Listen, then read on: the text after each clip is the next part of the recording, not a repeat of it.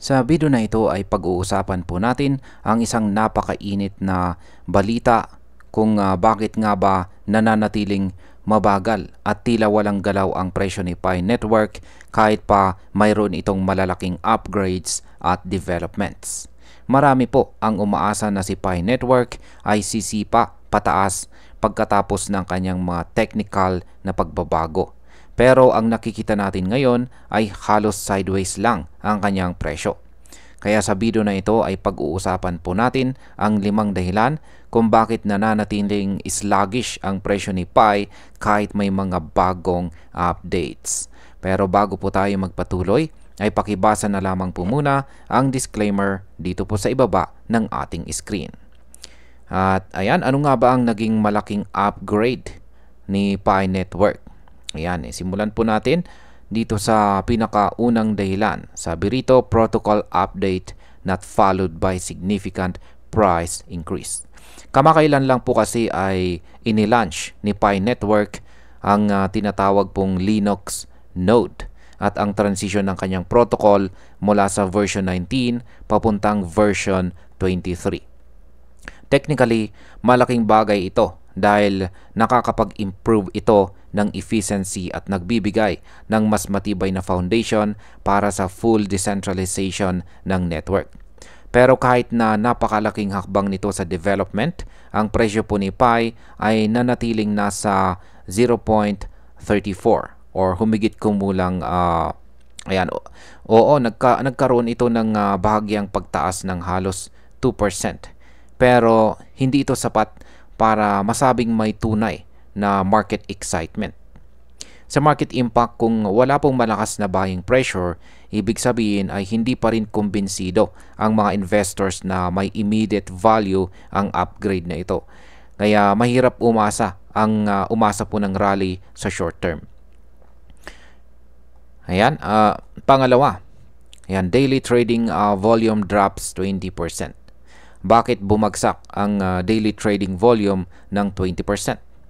Normally, kapag tumataas po ang presyo ng isang crypto, dapat sinasabayan ito ng pagtaas ng trading volume dahil mas maraming pumapasok na buyers. Pero sa kaso po ni Pi, base sa datos mula sa Sentiment, bumaba pa ang daily trading volume ng halos 20%.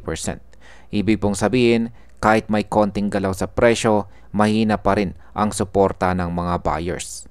At kapag ganito po ang sitwasyon, ang mga short-term rally ay madaling bumagsak at bumalik sa mababang price level. Kaya sa market impact, ang pagbaba po ng volume ay isang warning sign na walang sapat na momentum. Kapag walang demand, ang presyo po ay maaaring muling dumausdos. At ayan, ang pangatlo ay ang Elder Ray indicator remains negative, a sign of bearish dominance. Yan, ano nga ba ang ipinapakita nito? Kung titignan po natin ang tinatawag na Elder Ray indicator, isa itong tool para sukatin kung mas malakas ba ang buyers o sellers sa market. Base po sa report, nasa negative pa rin ang Elder Ray index ni Pi na nasa negative 0.0237. At ayan, ang ibig sabihin nito ay mas malakas pa rin ang bears o ang mga nagbebenta or mga sellers. At simula po noong August 14, 2025, consistent na nasa negative territory ang indicator na ito. Kaya malinaw na mas mabigat pa rin ang selling pressure kaysa sa buying pressure. Sa market impact, kapag ganito po ang technical na sitwasyon, malaki ang posibilidad na subukan ulit ni Pi ang kanyang pinakamababang presyo. At kapag nabasag po ang support, maaaring maghanap ito ng bagong mas mababang level. At ayan, ang pang-apat ay risk of falling to the lowest levels remains open. Ayan, may panganib ba na bumagsak sa all-time low itong si Pi? Sa ngayon, ang presyo po ni Pi ay nakatayo ng bahagya lang sa ibabaw ng kanyang support level na 0.32. Ito na ang kanyang pinakamababang historical price. Kung tuloy-tuloy po ang bearish pressure, posibleng bumagsak po si Pi at gumawa ng kanyang bagong all-time low. Pero kung biglang tumaas po ang demand at may papasok na malakas na buying volume, may chance naman itong umakyat papunta sa presyong 0.32. Sa market impact, nasa critical zone ngayon si PAI. Ang magiging sunod na galaw po niya ay depende kung may papasok bang bagong lakas mula sa mga investors o tuluyang bibigay ang kanyang support. Yan ang panglima. Market sentiment still weak despite new hope. Bakit nga ba nananatiling mahina ang market sentiment? Sa totoo lang, ang technical upgrades ni Pi Network ay dapat sana nagdadala ng excitement at kumpiyansa mula sa mga investors. Pero ayon po sa analysis, marami pa rin sa market ang skeptical. Ngayon kasi, hindi po sapat ang upgrades kung walang kasabay na konkretong adoption o pagtaas ng trading volume. Kaya kahit anong ganda ng announcement, kung walang aktual na paggamit or buying support, mahirapan itong mag-push ng presyo pataas. Sa market impact, ang skepticism na ito ay nagbubukas ng posibilidad na manatiling sideways si Pi sa presyo.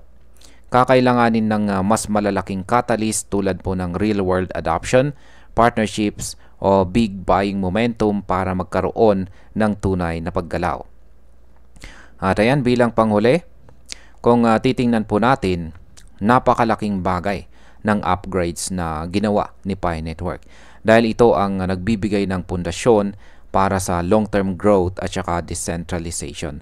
Pero dito sa mundo ng crypto, hindi sapat ang technical development lang para magpaakyat ng presyo.